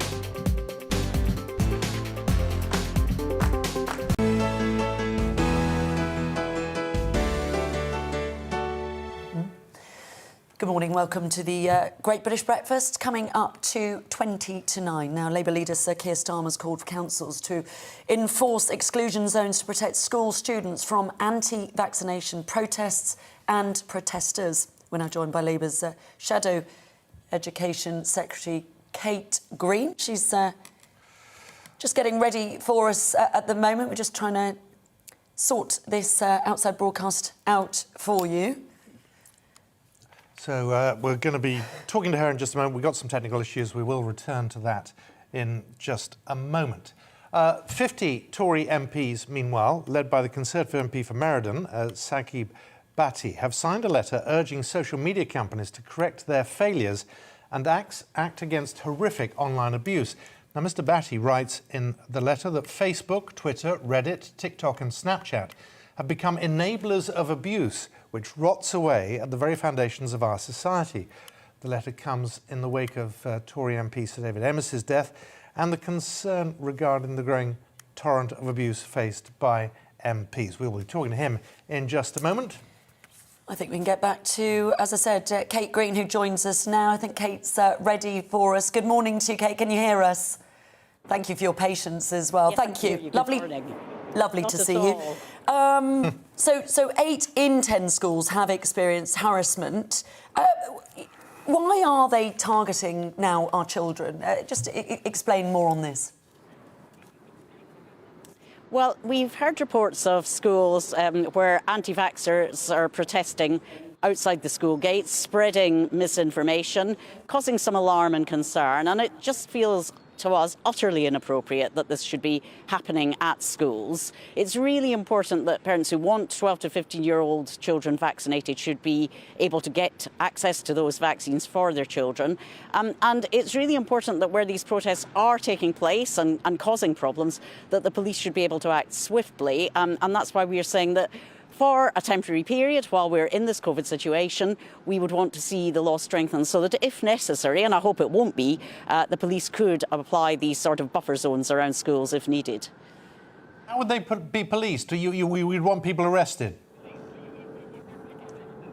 Well, only if they're committing crimes, obviously. No, these are about actually being able to prevent activity at school gates. It's not about catching criminals after the event. It's about stopping activity that is causing concern at school gates. And I'm not saying that they will be needed in every case, by no means. But it's important that we have the full range of legal measures to make sure that children can get in and out of school peacefully and safely, and that where there are parents wanting their children to be vaccinated, of course, they can have those vaccines.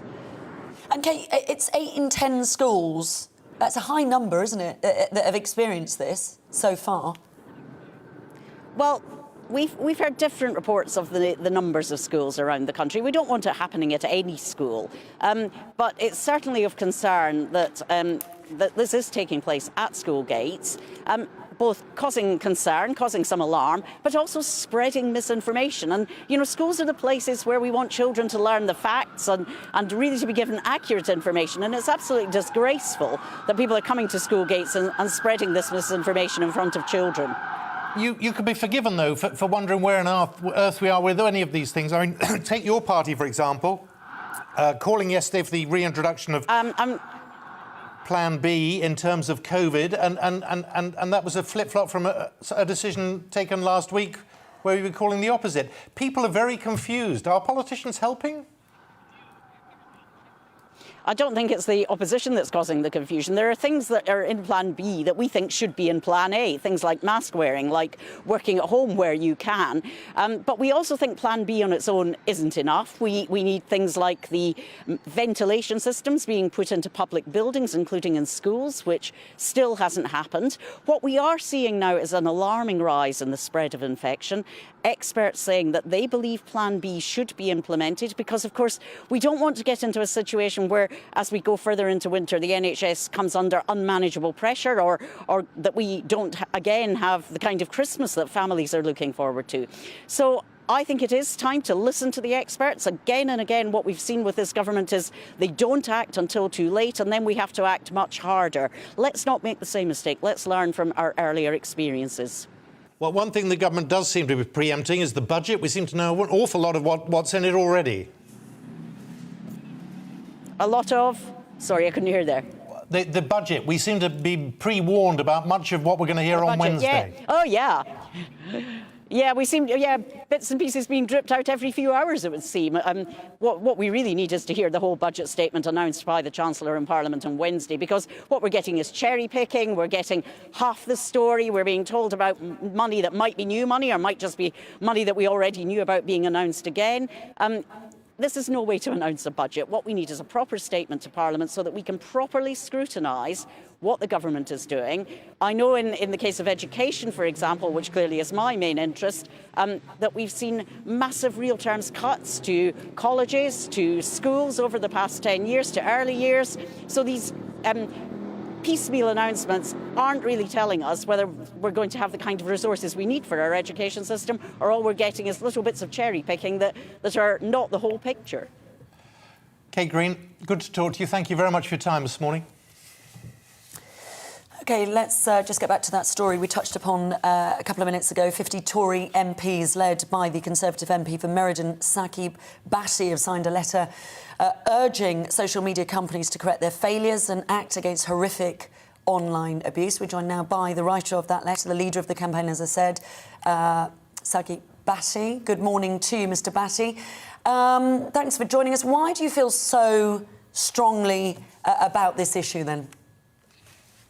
Good morning, and thanks for having me. I mean, look, there is no secret about the fact that actually the online world is a great treasure and a great asset to us in society, but there are those who hide behind a veil of anonymity and use that to effectively do and say whatever they like and abuse, especially if you're in the public eye. They will use it to throw abuse at you. We saw this after the European Championships in the summer, which is when I first wrote to the social media companies, were very exasperated and frustrated about the fact that there was so much inaction. And I got a response from all of the companies actually saying, effectively that they were basically doing things around the edges and not really doing enough to challenge this abuse. And therefore, 50 of my colleagues and myself have decided to write to them to take moral leadership in this issue and take a stance and actually, do something tangible around tackling online abuse. How many times I've seen that headline, MPs take on Facebook? I mean, it's got nowhere so far.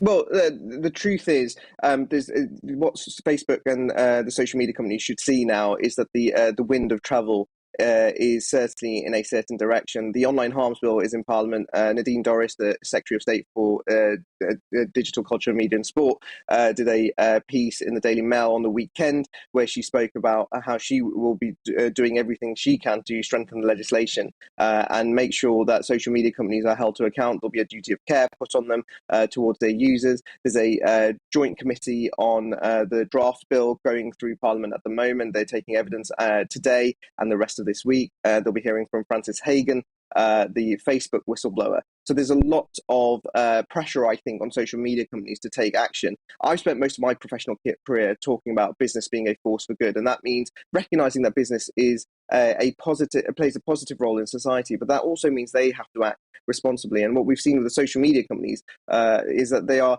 they've become enablers of this abuse rather than being part of the solution. They've been part of the problem. What do you expect to hear from Frances Hagan, and how important is it that she is speaking out? Well, look, I'm going to wait to hear from the inquiry later today. I'm not going to preempt her testimony or a witness statement, and I'll listen to what she has to say. But it's really important, actually, because the whistleblowers play an important role in our society. She's obviously got experience from Facebook that she wants to share, and I think it will help inform us of some of Facebook's thinking. But to the broader point of the letter that we've drafted, we've put out 3 recommendations, to the social media companies who really are having idea around anonymous accounts, having a 3 strikes and you're out policy and a lifetime ban if you engage repeatedly in abuse or racist abuse or whatever kind of abuse it is. I mean, if you're a female member of parliament, there's every likelihood that you've had it worse than a male member of parliament. Some of the abuse you see is horrendous. And finally, I've also called, along with my colleagues, on them amending the algorithm and having UK-based teams. One of the things I saw after the European Championships, and it was widely reported that, on Instagram, there were monkey emojis being used, and the algorithm didn't see that as being racist, even though it was directly in response to the footballers who'd missed the penalties. And clearly there's something not right here. And what we're saying is to the social media companies, show some moral leadership, take the initiative, you don't need to wait for legislation to do the right thing. And it's really as simple as that. Moral leadership from Mark Zuckerberg, Nick Clegg, others at Facebook. I mean, are you hopeful? Well, I think what I'm inspired by is my colleagues who've stood up with me. I'm inspired by the fact that the government is taking a real leadership role in this. The government wants the UK to be the safest place in the world to go online. I think that is a very admirable ambition. And I'm also heartened by the comments from the Culture Secretary, who share their own experiences of abuse. So I think what the social media company should recognise is that the strength of feeling on this is immense. And we absolutely want to make sure that we make change for the positive. But really, fundamentally, this comes down to one thing: if you are a young person or an aspiring politician, or maybe you're the next Marcus Rashford, I don't want any young person to be looking at what goes on online and thinking, actually, I don't want to do it, because that's part and parcel of the life that you engage in. And now, too often, unfortunately, it is seen as that. And I think social media companies should recognise their duty to society. And of course, like I said, the draft online harms bill is being, the Joint Committee is taking statements on that at the moment, and it will be going through Parliament later this year. Well, good luck with it. Good luck. Yeah, absolutely. We hope that changes are made, absolutely. Saki Bhatti, thank you very much indeed for joining us this morning. Now, it's about 10 minutes to 9, and it is National Dog Adoption Day. Sadly, misconceptions about pet adoption mean thousands of pets will be stuck in kennels. A new study reveals 41% of people have doubts about adopting a pet for the first time, with over half of those surveyed worried about behavioural issues. As a result, over a fifth of adults admitted they wouldn't consider rehoming a pet from an animal shelter. Well, let's get more on this. We're joined by Candice Brown, the 2016 Great British Bake Off winner. Hello, and rescue dog owner, more importantly. How are you, Candice? Lovely to see you. Lovely to see you. I'm good, thank you. How are you? Yeah, we're good. We're good, thank you. Sad to hear this. I mean, as you know, I know that you've adopted an animal. I also have. Here I am. Yeah. Have you adopted? I thought you'd adopted me. No, Sorry. right, here he is. Yeah, here he is. It's Simon. Badly trained, badly behaved, but sometimes fun. Yeah. Why are so many, though, people apprehensive, Candice? Well, I mean, it's sad to hear that, isn't it? Yeah, it's really sad, actually. And as you probably well know, having probably been to the rescue centres and things like that, it is heartbreaking when you see the amount of animals, the amount of dogs in there. And if you're anything kind of like me, you think, gosh, have I got space for one more? Can I take a couple? Like ringing my mum going, have we got space? But that's the reality of it. There are thousands and thousands of dogs, there are thousands of animals awaiting for homes. The shelters are full currently. There's been news recently about sort of reasons for that. But I think there are misconceptions surrounding adoption and rescue. And one of those, and sort of doing some research and things, was that people think that the dogs are going to have behaviour problems. Well, of course, as we all well know, anybody and anything can have behaviour problems. They're not just because they've been put in adoption centre or anything, or a rescue centre. You have to work with a puppy, you have to train the puppy, and it's the same when you adopt dogs. But one of the wonderful things is when you are taking on dogs, or you're adopting, or going to a rescue centre, the guys at the rescue centres have done that hard work. They have spent time with that animal. They understand what their needs are. They understand who they will be best paired with, whether it's with a family with no children, whether it's a family with other dogs, whether it's they need an older family, they want younger kids because there's loads of energy and things like that. But the National Dog Adoption Day is we're doing a mission to hopefully end pet homelessness by 2030, because there are dogs out there for everybody. There are so many, and it just even like showing me videos of dogs, it's just joyful. There really is someone, and there really is a dog for everybody. And I well know that. I adopted my Sybil. She's here. She's fuming. Wanted to say hello. She's sleeping. She's not very happy that I've got her out of bed this morning. She's like, it's way too early. But she's just an absolute angel. She's a little diva. She changes every day, and I think that's the beauty, is when you take on animals, you get to be part of their journey. As cheesy as it sounds, you really, really do. And And it's like weird, I suppose, online dating almost. The adoption centres are matching you up with the perfect dog, because there is a perfect dog or a perfect animal for everybody. I do believe that. Candice, the worry is some human beings treat dogs so badly that when they're puppies and then they're handed back, that lesson is never going to be forgotten by the dog. And you sometimes hear stories of someone picking up a broom and the dog suddenly howling because it reminds it of a previous life. And that's the worry that some people have, is you cannot guarantee what that dog has been through before it was handed in. No, I think that's very, very true. And that's one of the main misconceptions, if not the main misconception following the research, was that people didn't know past behaviours and didn't know behaviour, didn't know past history and things like that. However, that could be the same bringing up a puppy if it's not trained in the right way. And you hear that saying all the time, that actually it's not down to the dog, it's not down to the animal, it's down to the owner. And I think, well, where they might not forget, they learn to love and they learn to change their behaviours. When I adopted Sybil, I mean, I always talk about, she looked like a little toilet brush. She was filthy, most of her teeth were rotten, things like that. And that time and working with her, she's now full of sass. She is the biggest diva. She pretty much rules the roost. With that little sort of glint in her eye that says, "Me, I haven't done anything." But no, whereas she might not forget some of her past, she's learned to be this incredible, loving dog, and that's the same with all. And that's what the rescue centres and that's what the adoption centres do. You're not just going to ring up and go, "I want a dog," and they go, "Here, we've got one, take it." They work with you to find out what your needs are, what the dog's needs are. Are you able to meet those dog's needs? And it doesn't just end there. They will carry on. They will follow up. It's the same with Sybil. They still check in now as to how Sybil's getting on. And I think that's the sign of a good adoption centre. And I've got lots of information sort of on my Instagram that can direct you to the mission statement, but also to rescue centres and adoption centres for more information on that. And I think that's the key thing. You know, if you're going to an adoption centre, you know, if you're going to a rescue centre, those guys are in it for the very, very right reasons. And that should put your mind at ease, and actually they will work so hard to ensure that that dog is not coming back. And it's just incredible. And I think research showed that I think 76% said they would adopt again, and 72% said they found it a lot easier than actually they initially thought. So I think once people get past those barriers, people can see past the misconceptions, that actually it is a lot easier and it is the most rewarding experience ever. It really, really is.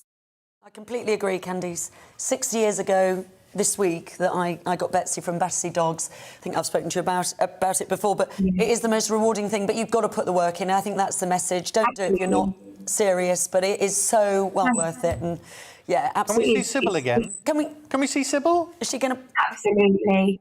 Come on then. Look at her. Hey, hi, Sue. Hello, Sybil. Oh my gosh, look how gorgeous. She's fuming. She's not had her breakfast. She's been woken up. She's like, yeah. But she's honestly, we can all sympathise with that, Candice. Say that again. Well, we can all sympathise with that one. Oh, I know. My belly's about to rumble too. Haven't you got something in the oven? Oh, do you know what? Always. I've just got stuff in my pockets all the time. You are brilliant. Are you watching it at the moment? The Great British Breakfast? Of course. Breakfast, Yeah. Bake Off. And breakfast, obviously. Sorry, Freudian slip. Yeah, of course. I mean, it's still my favourite programme. So of course, I'm keeping an eye and just watching what's going on. So no, it was a wonderful thing to be part of, and it's nice to see we're welcoming into the Bake Off family. You are brilliant. You are brilliant. You're still baking away. You've obviously, We need you to come and bring some muffins or something, breakfast muffins. Absolutely. Candice. What a double act. Wonderful. Nice to see you. Thank you both of you. Nice Thank to see you so much. Thanks, Candice. Lovely to see you. You too. Right, well, that's it from us. Lovely. That was. Little Sybil, how adorable. She is adorable. It is well worth adopting, though, absolutely. But, But there are concerns. A lot of people messaging now saying that they've adopted, it didn't work out, and then there's a real problem handing dogs back again. And do the research. Do the research. Well, absolutely. But as Candice said, there. You know, the centres are brilliant. The people at the rescue centres are brilliant, so they usually get it right, don't they? Now, GB Views at gbnews.uk. There you are. There's the address. If you've got anything to say on any of the stories we covered today, or what would you like to see from the budget? Let's get tomorrow's programme starting on a I was going to say a high, talking about the budget. But anyway, anything that might cheer us up, let us know. Tom Harwood is up next. We'll see you tomorrow morning, 6 o'clock on the Great British Breakfast.